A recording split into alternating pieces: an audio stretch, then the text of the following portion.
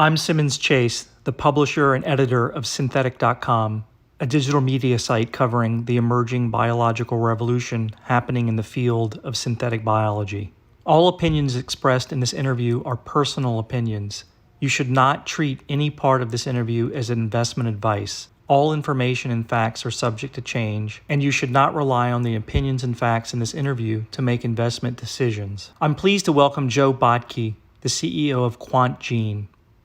Quantgene is innovating in the genomic space by developing a liquid biopsy technology and related diagnostics with a vision to enhance and extend human lives through early cancer detection. Jo, why don't you just jump in and tell us about Quantgene and your role in the company? Disconnect between management and tech.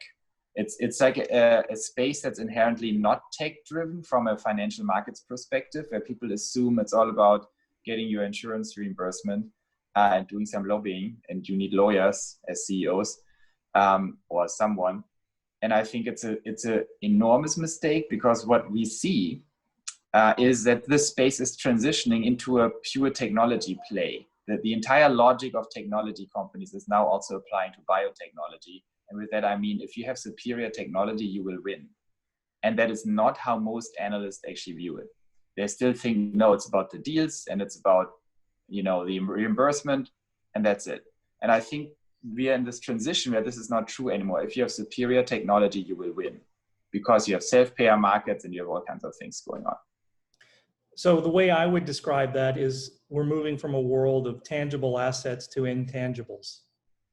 Yes. And the accounting methods for measuring value and value creation just don't work.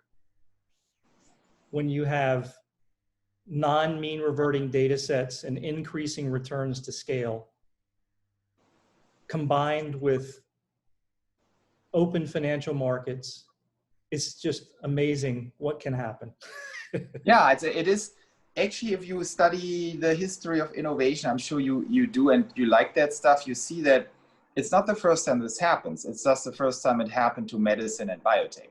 Other industries went through the whole same thing and everyone got caught by surprise.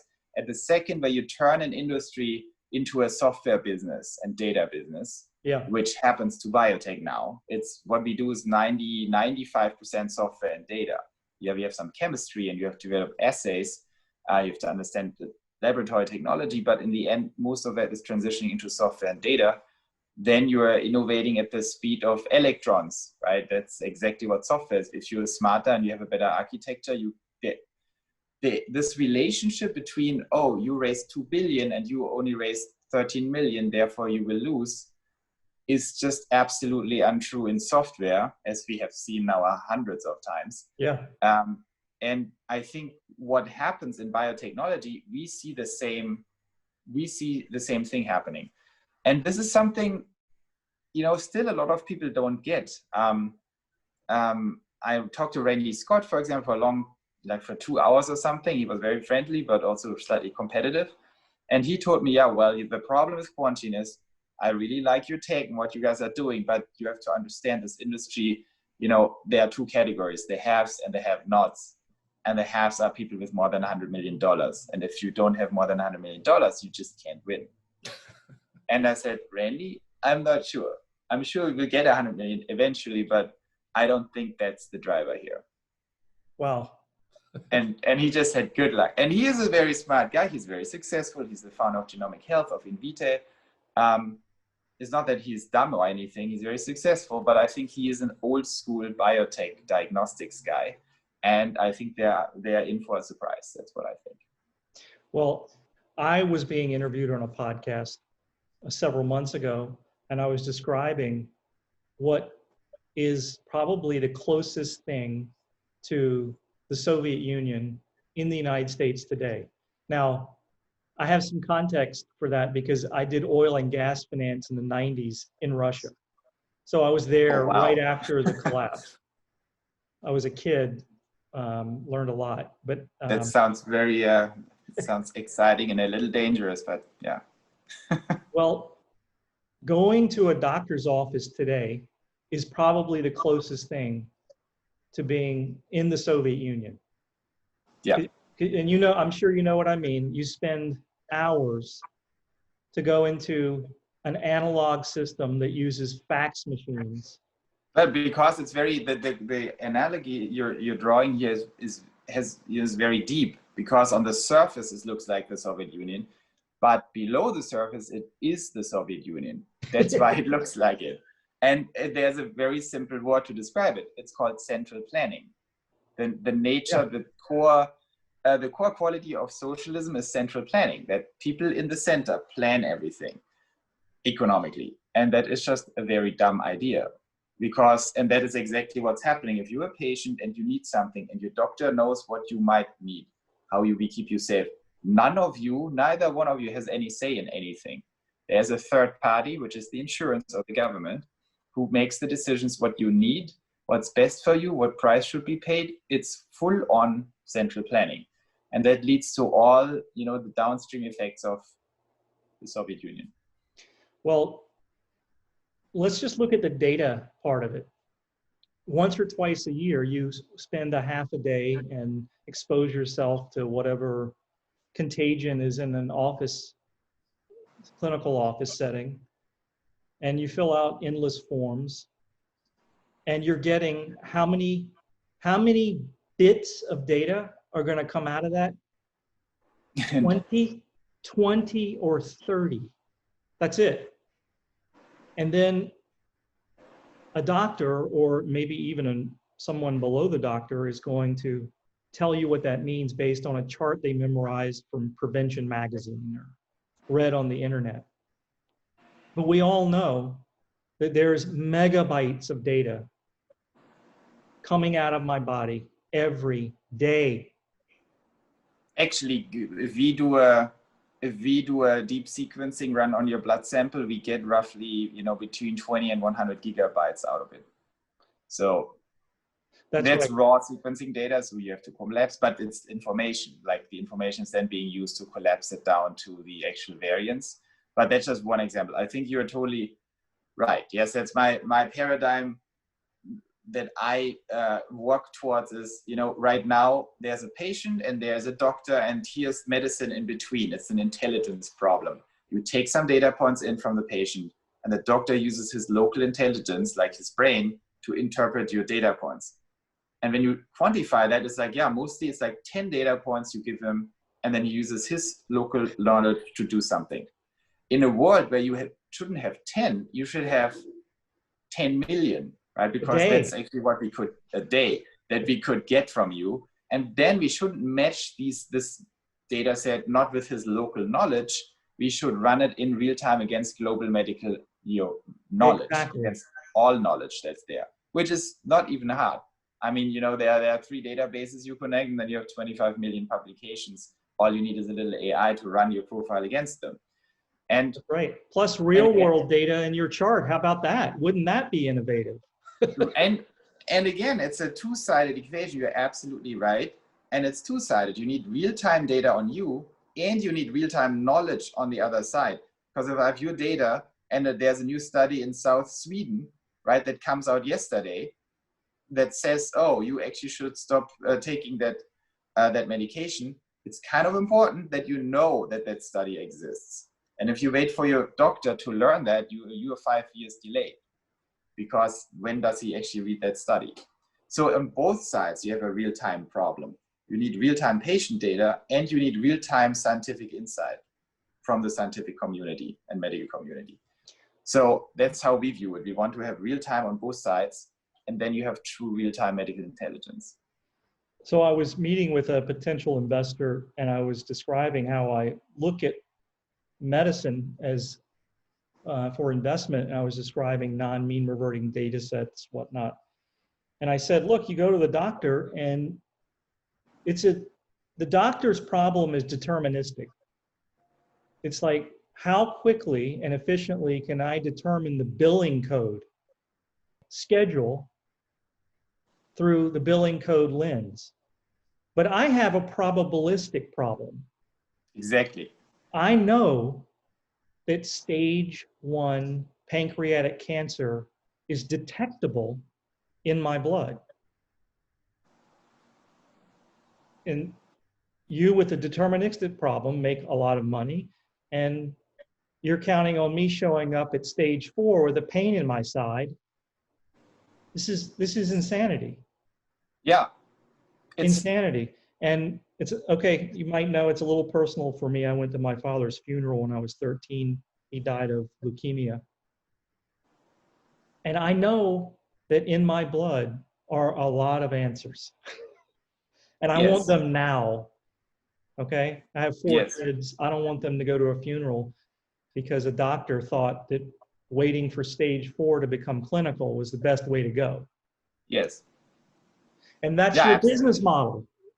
Yeah, exactly. And that's what I mean. Yeah, I think the key thing here are 2 things for me. Number 1, today we have the technologies to solve these problems. That's the first insight. And I know that very well because we're building them. And number 2, you need to fundamentally change the business model and the alignment of the people involved if you want to bring them to bear. And so we need to do these 2 things. And that's what Quantgene is working on and trying to do. And I think we will succeed with it.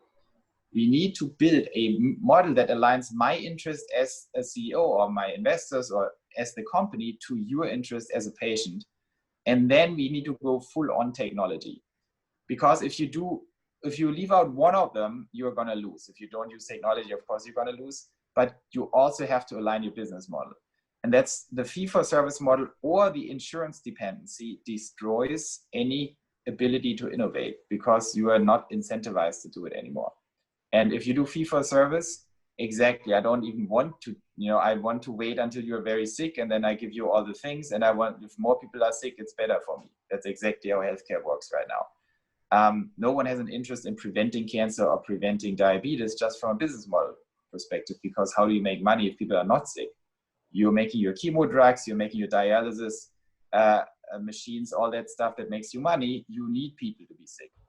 That is wrong. Like, you need business models where you make money when people are not sick, which means these subscription models we are working on, where you become a subscriber for life for Serenity in order to address these probabilistic topics and give you as much foresight as you can in order to keep you healthy, and you are paying us to stay healthy and alive by providing, and we provide you that medical intelligence.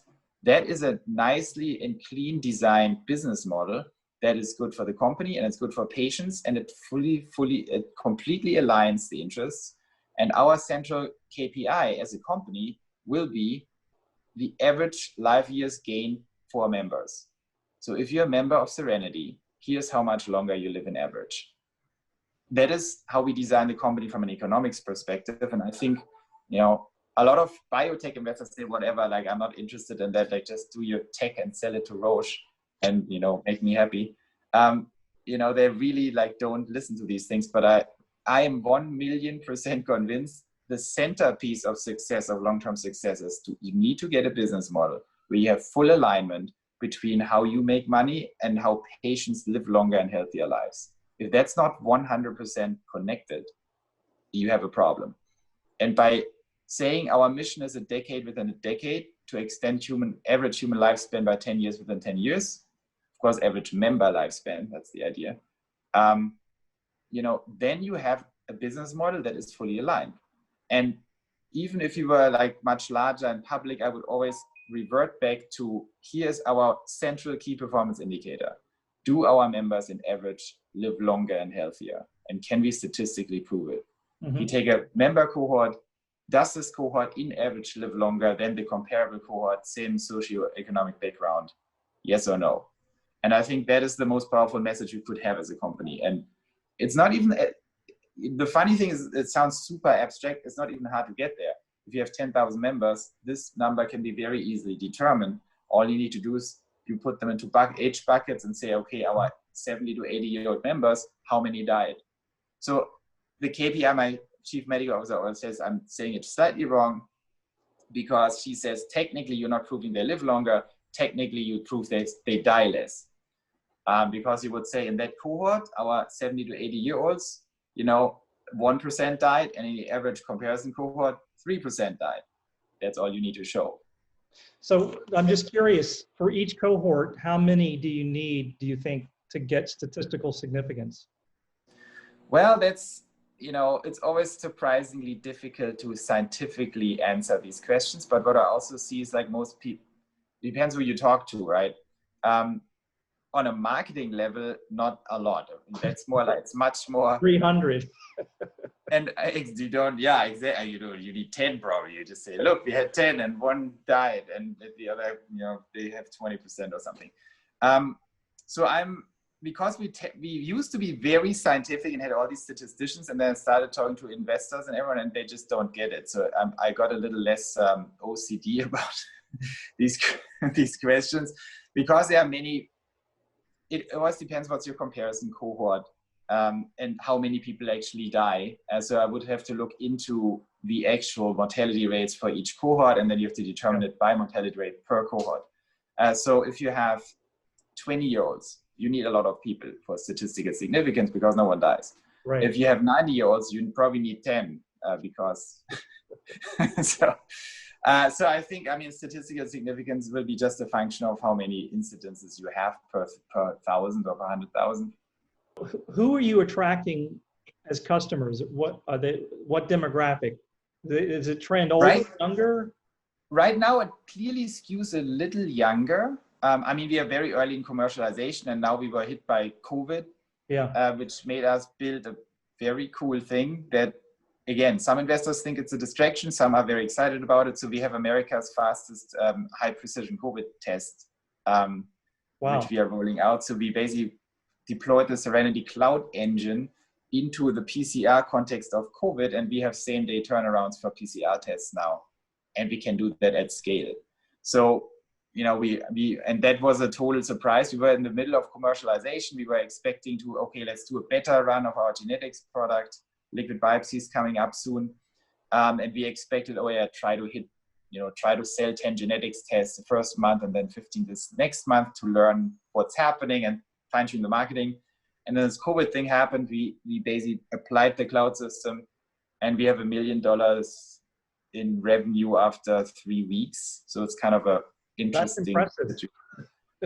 I don't know how it's going. If we can continue that, but I think, we have a bunch of leads. So for me, it's very good because it makes us more independent from investors. And it looks like we can actually make good margin on that. Like right now, 20%, I think we can get it to 30%. So if you get to 250,000, profit or gross margin per month, we are kind of gold. We have infinite runway. Yeah. So that's why I'm not ignoring COVID. And it's also getting us into a lot of conversations, like with Accenture, for example, the leadership of Accenture. They like our solution. They want to connect us now to Comcast. So COVID just gives us a fast path on the commercialization side into every company. What about, it's also lead gen? You're going to convert. Yeah, of course. You're going to convert some number of those. Because the way we sell it, we have employer COVID solutions, and we have walk-ins here just in Santa Monica for now. And these are people who pay $145 for this COVID test when they could drive downtown and get it free. But they say, I want it same day and I don't care about $145. Yeah. It's the perfect demographic for Serenity. But they skew younger. So the COVID people who do walk-ins, they're all, the median is probably end 30s or something. Yeah. Lots of young professionals. On the genetic side, the few tests we sold before we got very distracted, but we are ramping that up again. They were actually older. They're like 55, 60, they had cancer survivors, and they were full on liquid biopsy potential. So just so I can understand, and readers, just take me as an example. I'm a little paranoid because I told you about my personal experience with my father. And I guess you wouldn't call me, I'm not price sensitive, okay? I want a result. I want to find out. If I had stage 1 pancreatic cancer and you did a liquid biopsy, like what would I expect? Like, what's the probability that you would find it at stage 1? Which is pretty curable, right? I mean, stage 1 pancreatic, even for pancreatic cancer, which is very dangerous, if you get it at stage 1, you can survive. Yes, So I think when it comes to liquid biopsy, talking about probabilistic measures, it's a very, what we learned about it is we are running a large trial right now. And we have, I think, roughly 60 pancreatic cancer patients. And then we have a very large control cohort. We didn't process all samples yet. That's also a money issue. It's not very cheap to run these but we collected 5,500 samples. So we have a lot of samples. And we have roughly, I think, roughly 60 pancreatic cancer samples. And of these, most of them are late stage because it's very hard to find early stage pancreatic cancer patients. So I think we probably have, I would say 10 to 15 early stage, like stage 1 and 2 pancreatic cancer samples. So that's a statistical basis we are talking about. These are very hard to come by, like, you know, it skews vastly like stage 4 with pancreatic cancer, unfortunately. It's very different in colon cancer. We have over 50% stage 1 and 2 samples in breast cancer, but pancreatic is hard. So just as a disclaimer in the beginning, our statistical basis is not super big for pancreatic. Right. And what we see there is, out of the top of my head for pancreatic cancer, I think we hit something around, it's under 50% detection rate. It's like, I think 40 or something for these early stage samples where we see a signal. We are not done with machine learning, but so far that's the current state. The question is this additive? If you would do that, you know, every year? That was my next question. What if I did it 2 or 3 times? Right. I mean, that is speculative because we don't have data on that. But from a logics perspective, I would say it is very additive because it's not the probability that we don't see the other cancers, early stage, the other samples, that this is because our panel is missing mutations in them is extremely small, because our panel tends to not miss any mutation because it's designed to basically cover all important, or like it is designed to cover a net of mutations where it's extremely unlikely that you have any kind of tumor that has not at least one of these mutations. That's how we actually designed the panel.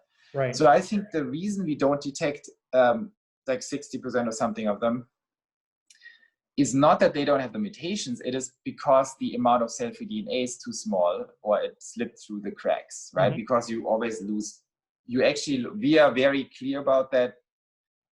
I think we lose still we probably lose 80% of cell-free DNA in preparation. I think everyone else loses 95% because we started optimizing this like crazy. But we also know exactly how to measure how much we lose. Talking about the industry, like the industry tends to gaslight people, like, you know, everyone says, oh, we are so great. And then how did you actually determine that? So we have a very hard, I think, measurement and experimental setup to determine exactly how much we actually use, like in a lose of cell-free DNA. And so we know our numbers and we know there's still a high loss. And so, you know, if you have 10 molecules of that in your sample, you probably have a very hard time finding something ultimately, right? So, but again, if you would do it a year later, every time you do that, you know, you get a higher chance of catching it.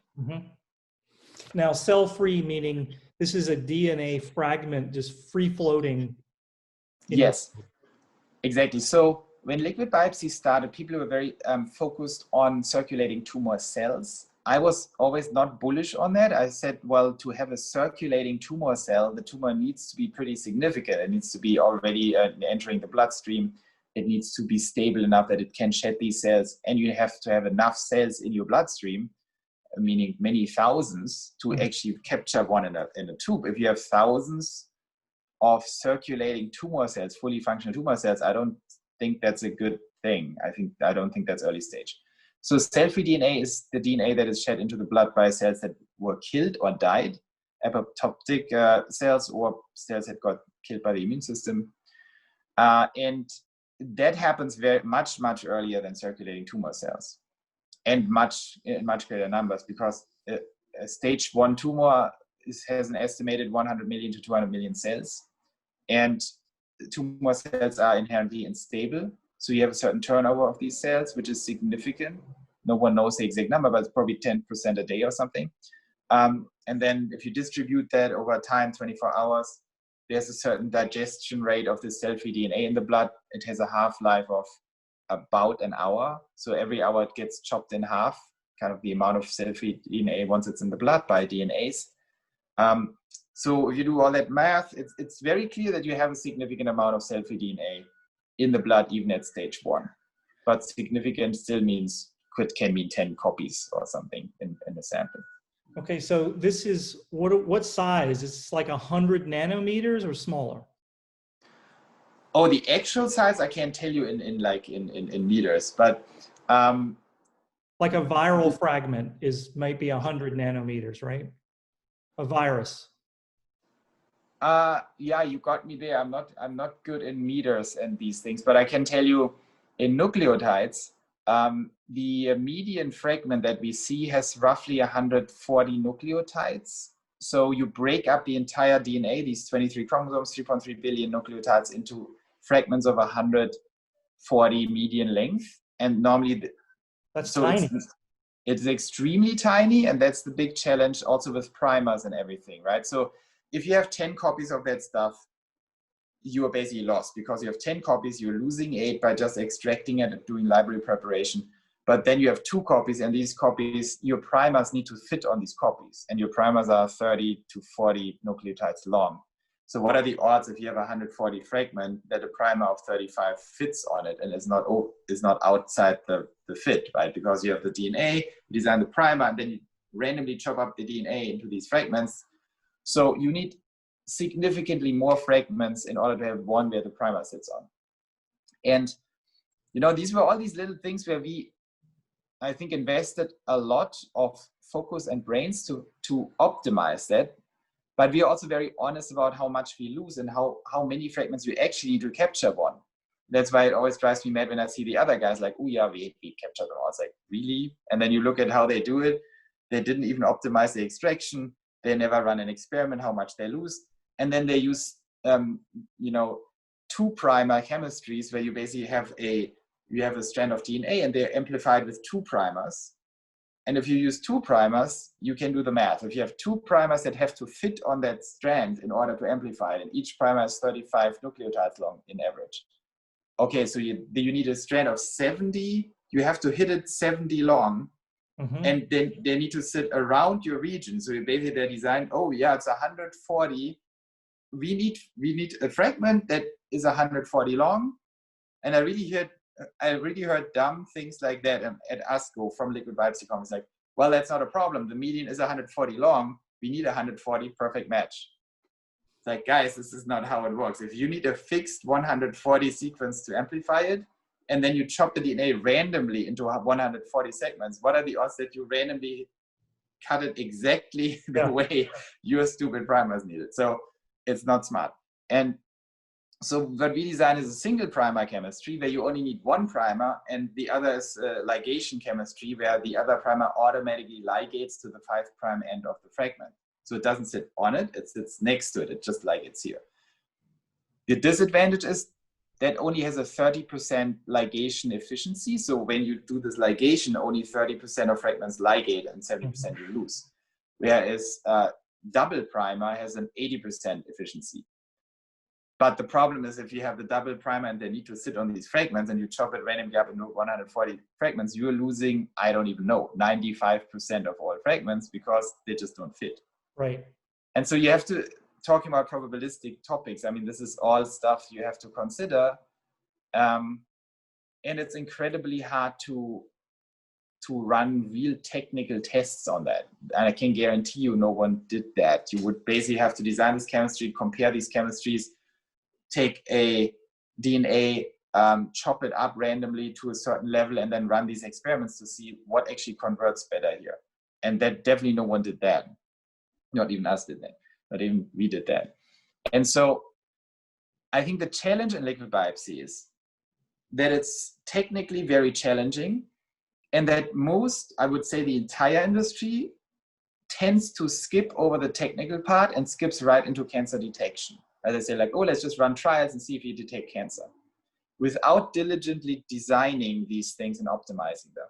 because it's more boring. I get it, but you need to do these things. And I think Quantgene, of course, we are running also cancer detection trials, but we know it's challenging, and we know that if you don't get your tech straight in the first place, you just are in a bad position, because there is no doubt that you need maximum precision. There is no doubt that you need the highest capture rate of these fragments you can get. And there's no doubt that you need the highest error reduction rate in signal processing to make sure if you see a mutation, it is actually a mutation. And so we were very focused, besides machine learning and looking at cancer detection, to make sure that we have the world's most accurate sequencing technology. And that is what we can prove. We have a paper coming out, I think in 2 months or something. We submitted probably on Monday, that shows our precision, that shows exactly how we measured our detection capabilities. And we show that we have the best in the world, because no one else even published something, with the exception of Foundation Medicine and Garden Health. Foundation Medicines was a total joke. We should talk about this. It's a very funny thing. They just got FDA approval, right? Foundation got an approval for something. They got FDA for just running, I think, NGS on. They detect mutations in multiple cancers. I don't. Yeah. Maybe that's too generic. I have to look into what they got approval for. That's always very tricky, what they got approval for.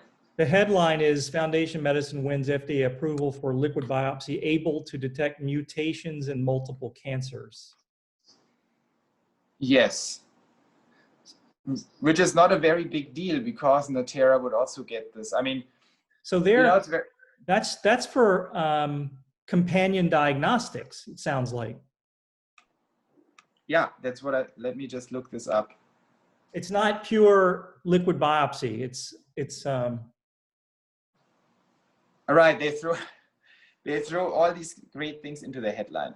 So it's very simple. FDA approval means mostly in these cases, which is very easy to get. We are just not trying it because we don't see the value in it. Liquid biopsy just means you're taking blood, you detect a certain mutation, and if you can prove you find a certain mutation that is a companion diagnostics, relevant mutation, like an FDA-approved drug target, you can say, look, FDA, we find that stuff, and the FDA says, fine, I approve your liquid biopsy for that target. And if you have multiple targets, and it's like, oh, I have 5 of these targets, and you prove them, then that's great. I just thought of something. But here's just one thing. Sorry to interrupt. Yeah. I'm just reading that thing.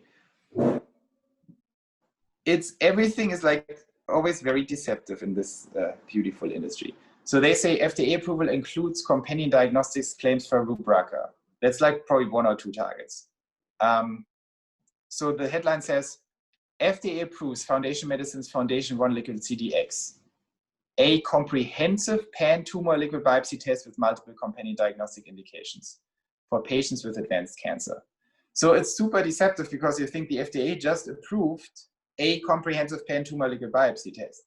Like, no, that's not what it says. It is just a pan-tumor liquid biopsy test, a description of their product, but it got approved for multiple companion diagnostics indications. So you're basically having a 300 gene panel. You're saying FDA approved this, a comprehensive pan, with multiple companion diagnostics indications. So they approved like 3 targets, which is, I mean, we could do this probably in a week and submit it, because it's like, okay, it's 3 targets, you just prove these targets, and FDA said, fine, you get your well, they're targeting billing codes. Yes, exactly. They said, like, now this billing code for companion diagnostics for this PARP inhibitor, you get it. And I guess that's fine if your illness maps to that condition in that billing code, but what about the others? Like your point, it's not pan. It's super not pan, and the indication is, okay, you are in chemo treatment. There's this drug company that has this target, and they got FDA approval for this target. Okay, and the billing now says, if you do a liquid biopsy, we reimburse you for something, for not too much, by the way, not for like crazy sequencing. Yeah. And we know that Foundation subsidizes that because it's Roche. That's another thing, that most liquid biopsy companies get in bed or got bought by Roche or other drug companies, and they don't want early detection. They repurpose all these technologies into drug discovery and finding more targets for their drugs. And so there's a repurposing going on to take liquid biopsies out of early detection, put them into discovering new targets. And the purpose of finding new targets is just, you have a drug, you have a certain market it's approved for. Every time you find a new target, you expand the market. And so that's why it's like money printing. Liquid biopsy is great money printing devices for pharma, because they can just find new targets and then go to the FDA. Look, now also these people need my drug. And so they just try to find more targets, get billing codes, and sell more drugs. And we saw this with Foundation, they got bought. We saw this with CapSeq from Stanford that got bought and turned into a venue by Roche.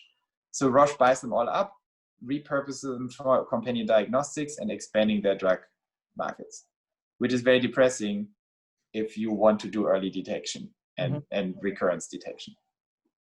So what I just thought of was whether you have you've been able to identify superior performance with blood cancers like leukemia. We didn't run too many samples of the leukemia samples yet. So we are very focused on GI and I think lung cancer and breast cancer, that's looking pretty good. I think leukemia samples, we have 25 or something, and they are scheduled to be run, I don't know, like in October or something. So I can't tell you too much about blood cancers, but it's going to be very interesting. It seems it's intuitive that you might be able to have more precision with a blood-based cancer. Maybe. There is one problem with leukemia. It's a very heterogeneous mutation landscape. So what you see in leukemia is that, so every panel needs to be somehow focused, right? Because you can't do whole genome sequencing at 100,000x depth, which we are at a 100,000x sequencing depth. So it's not the cheapest exercise. Normally if you do whole genome sequencing or any kind of sequencing on a clinical grade level, you do 100x. So we are like 1,000 times more expensive per target than conventional sequencing, which actually pans out to not be too crazy. But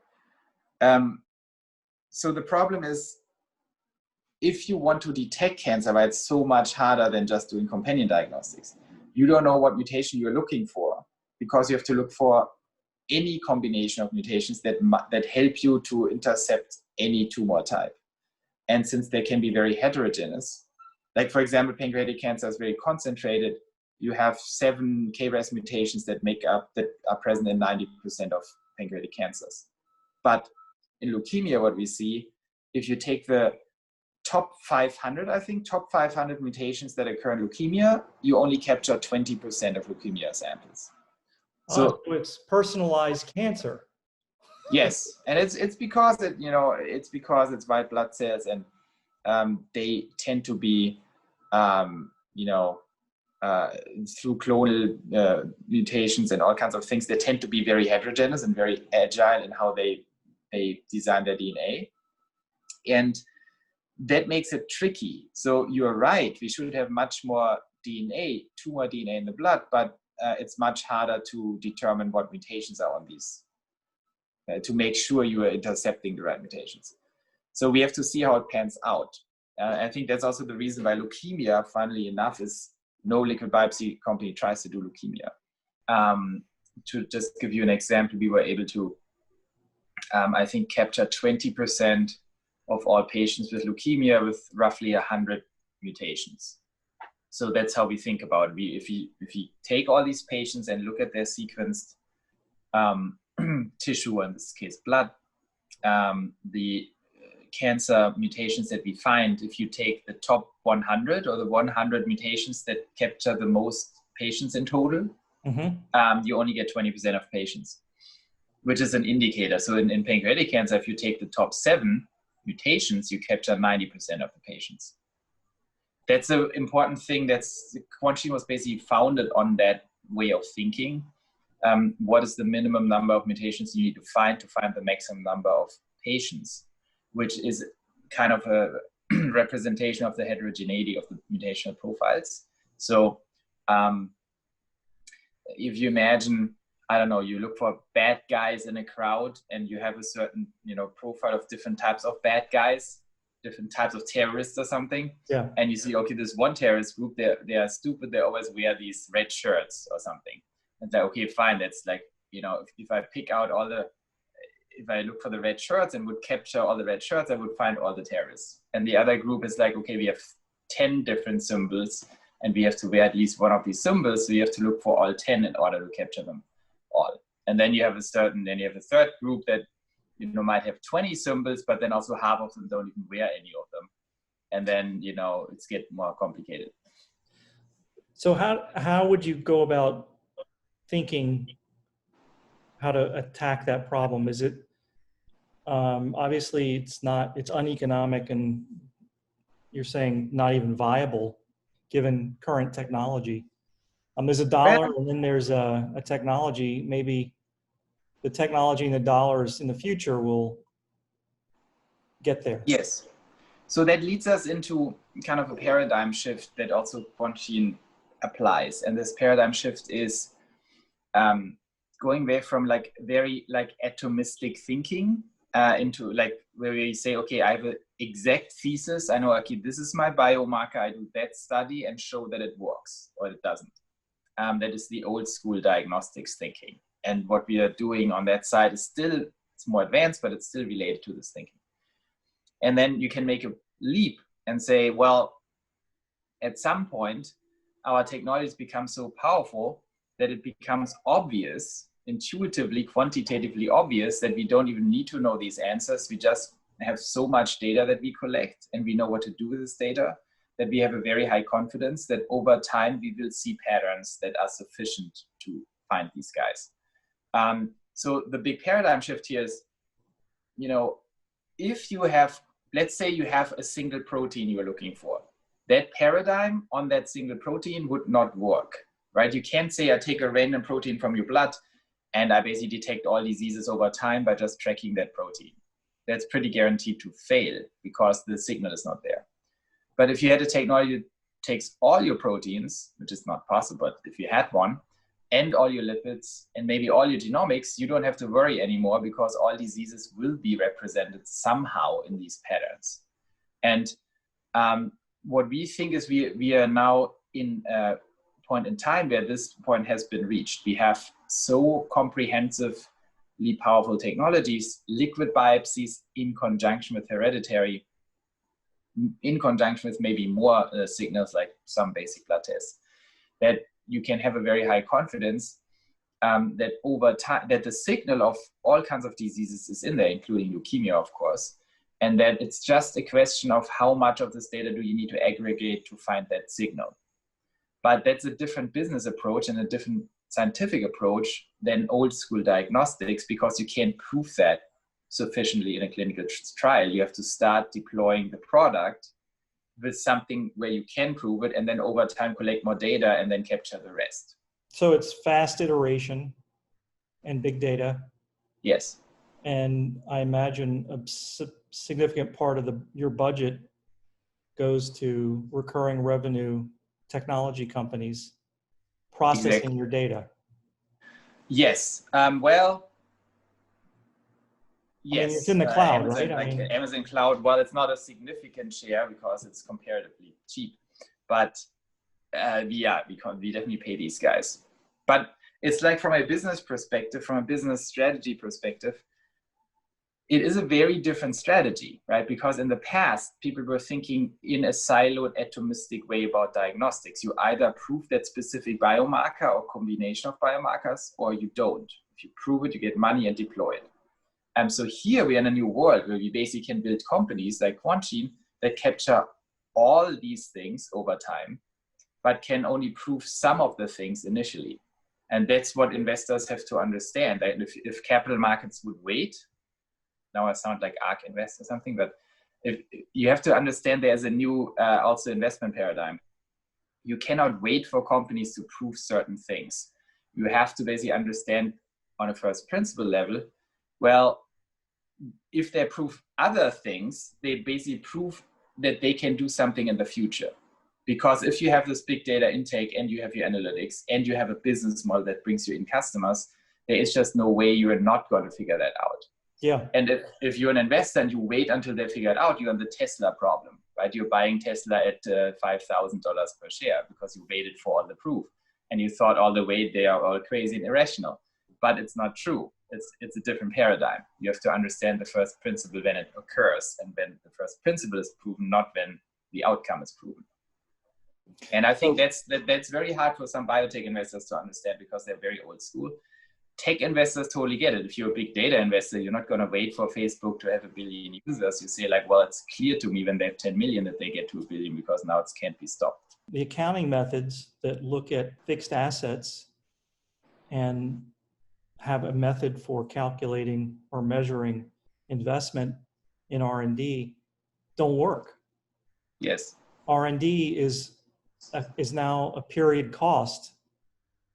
You know, for you, when you use the cloud, that's R&D, but on your on your expense, that's just a period expense, right? It's actually your R&D. Yeah, and I think R&D, I think you're totally right. And I think R&D is a big problem in accounting because it's completely arbitrary. What do you say is R&D? What's not R&D? Also, if you spend 2 billion in R&D and someone else spends 10 million, you have no clue if that 10 million is worth 5 billion and your 2 billion was worth 0. So it's like, I think R&D expenses are very bad. Maybe on an economic scale it works, but on a company scale, it's pretty worthless. So, because it doesn't capture the true, when it comes to innovation, I'm just writing a book about that, the principles of innovation that's coming out, I don't know, like probably in 3 months or 4 months.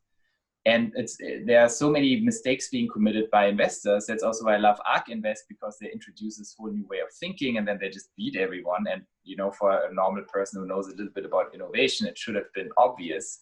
But it's still Wall Street, over 90% at least of capital is managed in a way that's very ignorant to these new innovation principles. And, that is reflected. I think the central insight I had when it comes to innovation mechanics is that the old school thinking in capital markets, but also with some managers, is a thinking that is rooted in the industrial age and in the age of material replication of stuff. So basically people have a mindset of a real estate builder or a bridge builder. They think you can be as smart as you want. If you have to build a bridge, you can maybe be twice as fast as I am, but you can't be 3 times as fast, right? You have a bridge, and if I have 1,000 times more money and material, I will just beat you. You just have no chance because you have to build the bridge, and I build a bigger bridge. So what if you build a house? You might be a genius house builder, and I have very average house builders, but I have 10 times more money, so you're screwed. You cannot build a house like I can, even if you're the best builder and I'm just totally mediocre. The problem is, once you transition from that material world into engineering the unknown, right, which I call innovation. You engineer something no one knows, including yourself.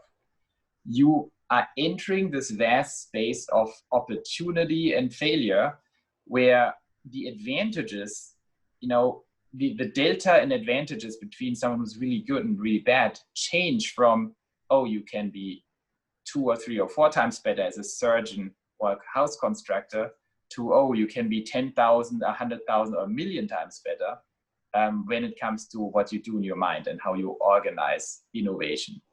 And at that point, nearly the entire capital advantage goes away. Like, you can easily beat a company. If you have 2 million and another one has 2 billion, no problem beating the $2 billion guy if they do it wrong and you do it right. And I mean, everyone kind of knows that because it happens all the time in tech. And that's why Microsoft beat IBM. That's why Google beat, all kinds of people. That's right. But still, people don't really get it. They still think, oh, Quantgene, you only raised 13 million, but Grail raised 2 billion. It's like, well, if they raise 2 trillion, it's not going to help them. It's going to make them probably even worse. So, and these principles that govern success and innovation, I think, are tremendously important to understand, because their leverage is basically unlimited.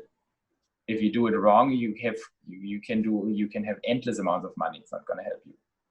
Well, let me say there's there are a group of physicians and a group of money managers who are more interested in creating an annuity stream for themselves, and the world is changing. And I would describe it on a personal level as what I'm looking to do, and what led me to your company is, I call it the personal area network. It's the data that I should own, do own today, or should own. And I want to use that to help me address the probabilistic problems that I have, mostly in health. Yeah. And on the investing side, the usefulness of that annuity stream attached to using historical data and theories about capital markets is fading fast, fading fast. And this just huge opportunity to have I think so that. too. Yeah. I mean, you call it a variant perception, but I think it's just perception. The variant perception is believing modern portfolio theory. Yes. So, you know, I also wanted to talk about China, because it's been a focus for what I do in investing and in publishing synthetic.com. I've been writing about China and the strategic threat that they pose. And relative to biotechnology and synthetic biology, I don't think a lot of people realize the natural advantage that China has in the amount of data they collect from their citizens. You know, individuals in China have very little rights to their data. Their penetration in the area of remote or telemedicine and biometrics is, I mean, they're ahead of us, certainly, and they're collecting mass amounts of data. Who knows what they're doing with it? And then number two, we've been at odds with the Chinese here, as particularly scientists working in the United States, accusing them of theft, intellectual property theft. And so those people are going to be going back to China. And yet the media headlines are dominated with this TikTok business, a social media site or app that I guess the Trump administration wants to restrict or alter, when I think all the action really is in, the threat is in biology and science, the intersection of biotech and cloud computing. I know you have a background in China, right? Didn't you spend some time there? Yes, I was a year in China, a little under a year in China. Back in 2006, I was working with a startup, a technology startup, and we were working with Sinopec. So that's the largest Chinese company. It's their oil company. It's state-owned. Mm-hmm. So they control 70% of the oil market in China, roughly. Maybe it's different now, but they are very, very large. And so I had a good insight into the Communist Party and how these companies are run, and what state-owned, how the economy works a little bit, but also in the everyday business dealings in China. And I was always a skeptic. I think China, they have a tremendous kind of brain pool, that's for sure. And they have, of course, the determination to do big things.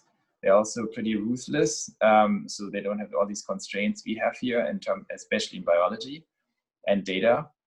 But they also have clear weaknesses, like very significant weaknesses, that I think in the long run will kind of sabotage their rise. But they are really on a meta level. They have a trust issue, like an enormous trust issue. They have, of course, freedom of speech issues, which have a direct impact on innovation long term, in my opinion. You just can't be as creative as a free country if you censor 50% of political media or 90%, and cultural media. But these are more strategic. consideration where I think in the long term they will have a problem. I think in the short term, on a hard metrics level, they have definitely some very strong points. They're investing tremendous amounts in biology, especially sequencing and AI and genomics. I mean, it's a national industrial policy. Yes, it's one of their top priorities. Yep. And yeah, I think there are strong pluses and strong minuses long term. And we have to see how it plays out, but it's definitely a very serious, competitor. And of course, when it comes to sequencing, you have to talk about CRISPR and gene editing and all these things. And there's a moral and ethical component to it, where China definitely has, let's say, on a pure progress and scientific side of things, a leg up, because they don't take prisoners, or they take prisoners and do bad things to them. So they can basically do whatever they want. And it's a cultural thing, right? That it's a communist country there's no Christian or there's no big history of that. So the whole moral framework, you can't just mess with human life and change the code, doesn't really exist. I mean, we know of one case of germline editing in human embryo. There's got to be more, right? Yeah. Also, this hybrid monkey-human thing, that was, they crossed the monkey and the human, but it's also like slightly dubious. And so it's yeah, and there are clearly scientific advantages in doing that, but of course it's highly, you enter like an extremely gray territory. There's also a lot of hostility coming from both sides now, and that will create some kind of Cold War. I think we're already in the middle of it. When I was at Berkeley, we got this email from Berkeley, forwarded from the Department of Homeland Security, that we should be very cautious. And if you have Chinese people working in our lab, we should be make sure there's no data leakage and all kinds of things. So that was already pretty hostile in 2015 or 16. So I think, when it comes to scientific advancements, we see these mega trends that science becomes more and more industry driven, like a lot industry driven and not academics driven. That at the same time, you have a lot of hostility. Of course, you have competition between companies, but also hostility between nations. And all of that means that science becomes much more a data advantage problem, where you don't have free flow of information. So you don't share your insights and you don't share your advancements. And I think it turns much more into an industrial race than a scientific academic race. Well, that seems like a great place to stop, Joe. Had a great talk. I've enjoyed it much, and I look forward to seeing your company evolve and certainly succeed. Very good. Yeah, we will happy to keep you in the loop and start doing these things.